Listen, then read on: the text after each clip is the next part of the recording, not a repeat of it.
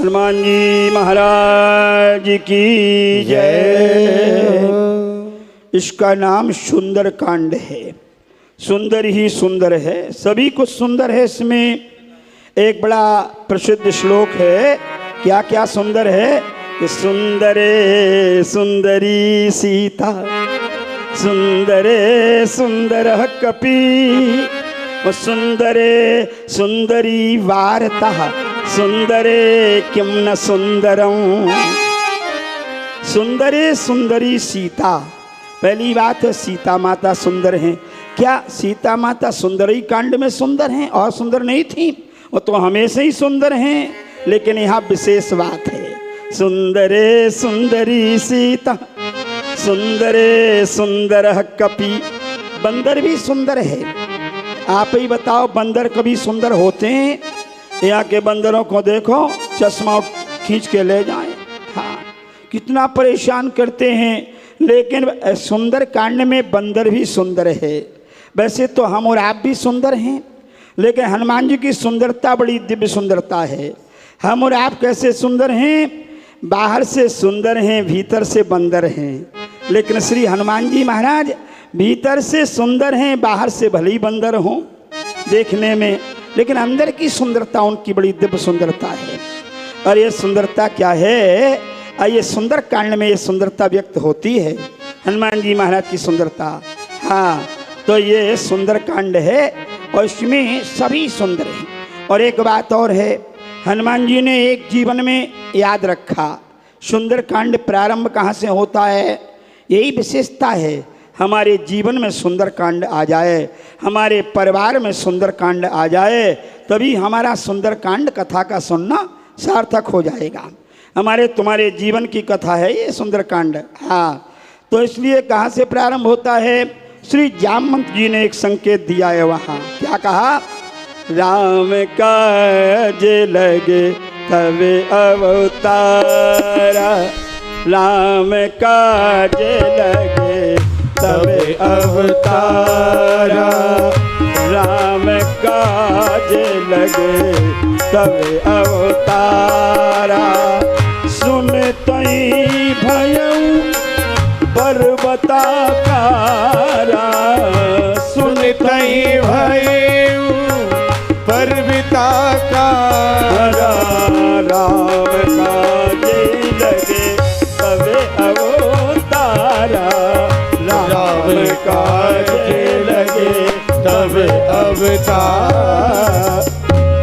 ये राम काज लग तब अवतारा हनुमान जी ने जीवन में रखा।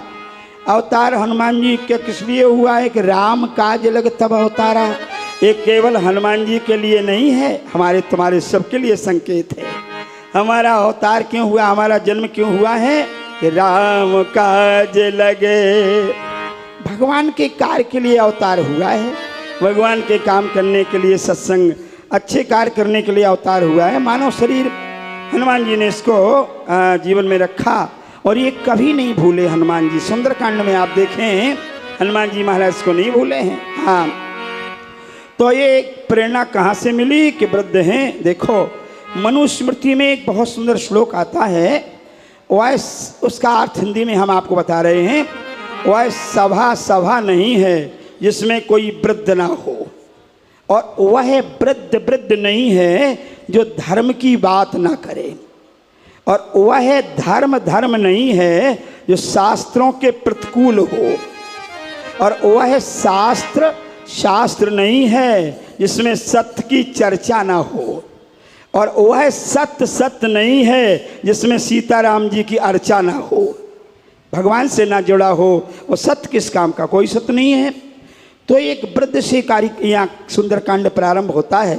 इसलिए वहाँ लिखा है कि जामवंत के बचन सुहाए, जामवंत के बचन सुहाए, सुन हनुमंत हृदय अति भाए, सुन हनुमंत हृदय अति भाए।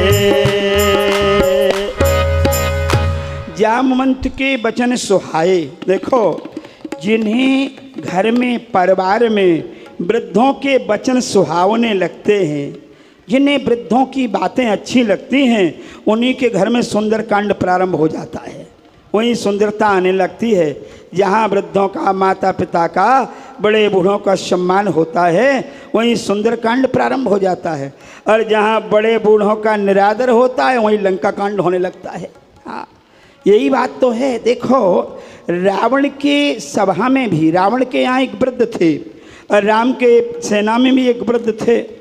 दोनों का अंतिम अक्षर एक ही है। इधर थे कौन?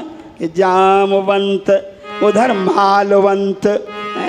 मालवंत भी हैं, लेकिन मालवंत जब कुछ नीति की बात कहता है ना, तो रावण क्या कहता है? करिया मुँह कर जाया भागे। भागे आते हैं, ये तू वृद्ध है, बुढ़ा है, इसलिए हम छोड़ते नहीं तो मारने लायक है ये। लेकिन हनुमान जी महाराज क्या करते हैं कि जामवंत में पूछो तो ही उचित सिखावन दीजे मोही।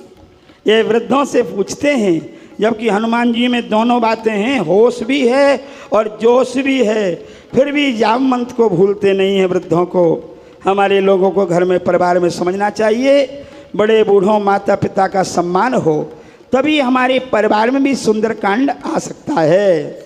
यही है बात है।